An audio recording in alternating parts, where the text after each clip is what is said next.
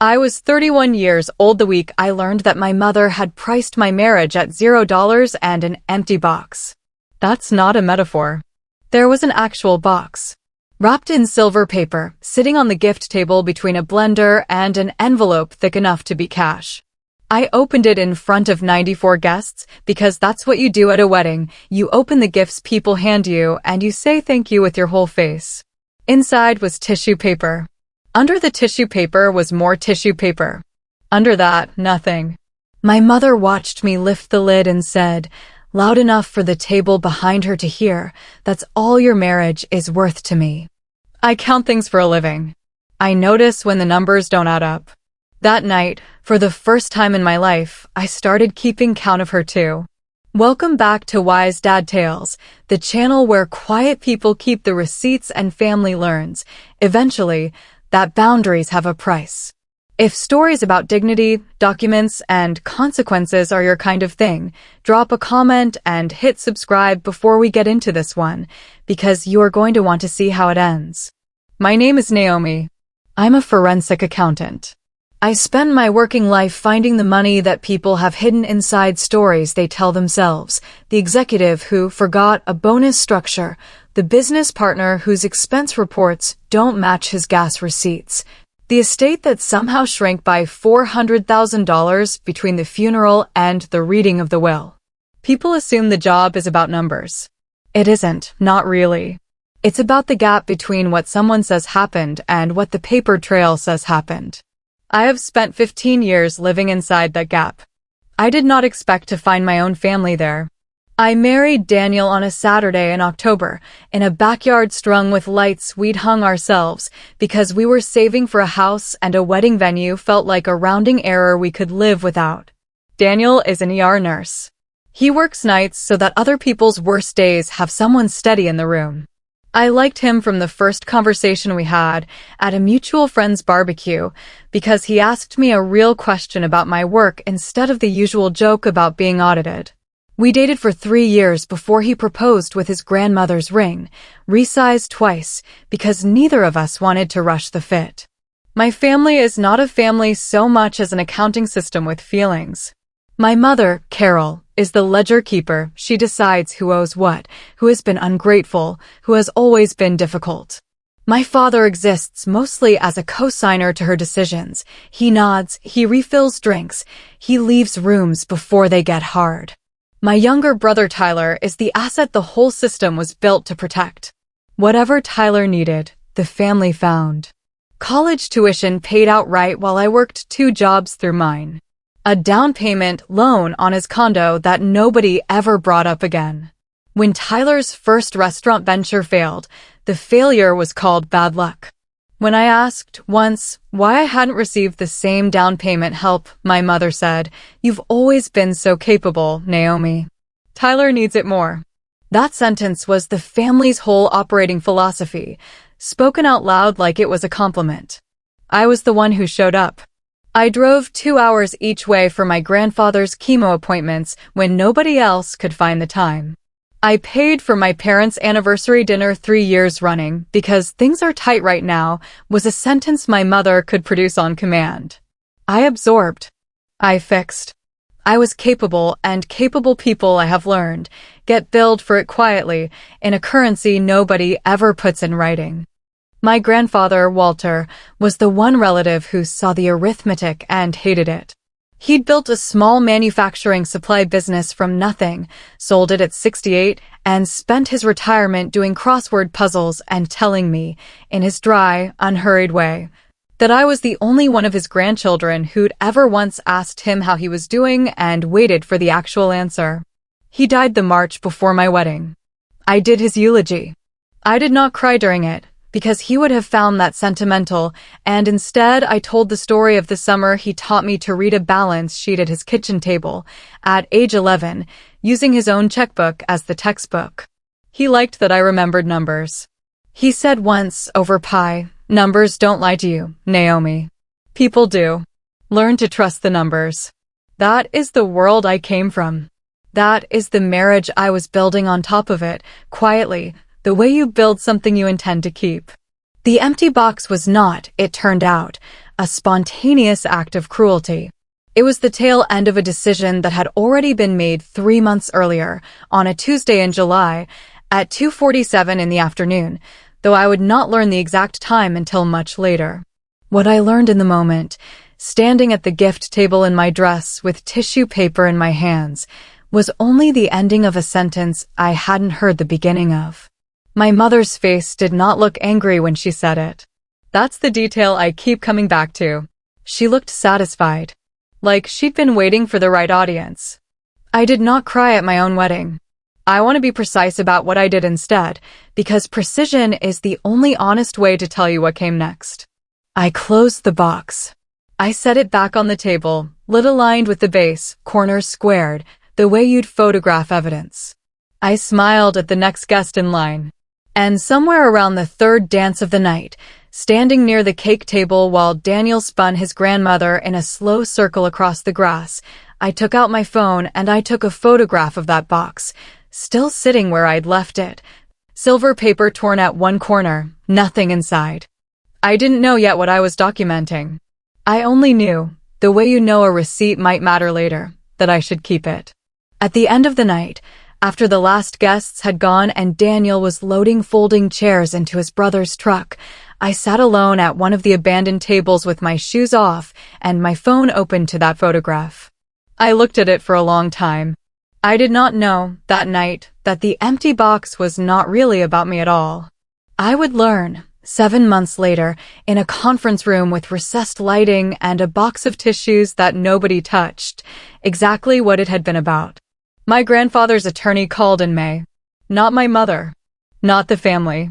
The attorney, a measured, unhurried woman named Renata Osei, who had handled Walter's affairs for 11 years and had the particular calm of someone who has read a great many wills to a great many disappointed families. She asked me to come in alone. I remember thinking that was strange, and then I remembered that my grandfather had never once done anything by accident. The document at the center of it was a trust. Walter had established it 4 years before his death, a designated fund, separate from the general estate, held for what the paperwork called Naomi's marriage, whenever it occurs. $50,000. Renata slid the original trust instrument across the table, and I read the clause twice before I let myself believe it. The funds were to be released directly to me upon proof of marriage, administered by a trustee named in the document. The trustee named in the document was my mother. I read that page a third time. Then Renata told me the rest, in the same even voice she'd used for everything else, because that is what attorneys are trained to do with bad news, deliver it at room temperature. The trust had been funded and active. In August of the previous year, 11 months before my wedding, a disbursement request had been filed and approved. $50,000, released not to me, but to a business account belonging to Tyler's new restaurant venture, categorized in the trust's own paperwork as an emergency family disbursement, approved by trustee. The signature on the approval line was my mother's. The wire had gone out at 2:47 p.m. on a Tuesday in July, the same July I would realize weeks later when I finally cross-referenced the calendar. As the week before she'd started telling relatives at a cousin's graduation party that money was tight and she wasn't sure what she could manage for the wedding. There was a second document in the folder, smaller, easy to miss beneath the trust papers. A letter, handwritten, dated the same month Walter set up the trust. Renata said he'd asked her to hold it separately, to be given to me only if the trust was ever contested or if I ever asked to see the file directly. It was 2 paragraphs. My grandfather was not a man who wrote long. The second paragraph read, "I have watched your mother spend your whole life billing you for other people's needs. This is the one thing in this family that has your name on it and nobody else's. If it ever goes missing, that will tell you everything you need to know about where it went and who let it." I did not act that day.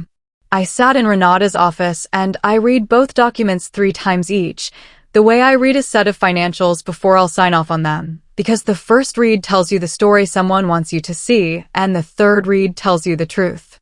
Then I asked for certified copies of everything, and I asked Renata one more question, and she answered it, and I thanked her and drove home and did not tell Daniel until that night, sitting on the edge of our bed, because I wanted to be sure, before I said it out loud, that I could say it without my voice doing anything my mother could later describe as hysterical. The family, meanwhile, had no idea I knew any of this, and they had started circling something they assumed was still theirs. Tyler's restaurant was expanding a second location, he said, at Thanksgiving, if the family can help bridge us through the winter. My mother mentioned, twice, unprompted, that Walter would have wanted the family to stay flexible with each other.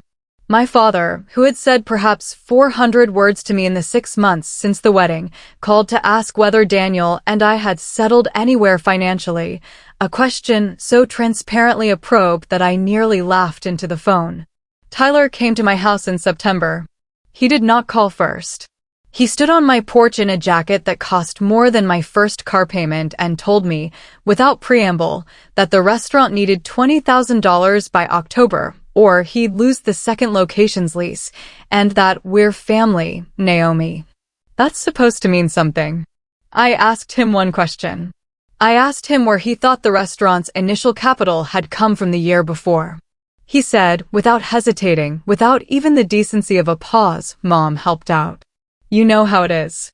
He did not know that I now knew exactly how it was, down to the wire confirmation number. I didn't tell him. I said I'd think about it, and I closed the door, and I called my attorney that same afternoon and said 4 words, send the letters. If you've ever watched people who couldn't find one afternoon for you suddenly clear their entire calendar the moment money enters the conversation, you already know exactly where this story is going. Stick with me, because the next part is the one people ask me to tell twice. My mother invited the whole family to Thanksgiving that year with unusual enthusiasm, the kind she reserved for occasions she intended to control. I accepted. I told her I'd bring a folder of Walter's paperwork for everyone to look through, since people keep asking about the estate. She sounded pleased when I said it. She thought I meant something else.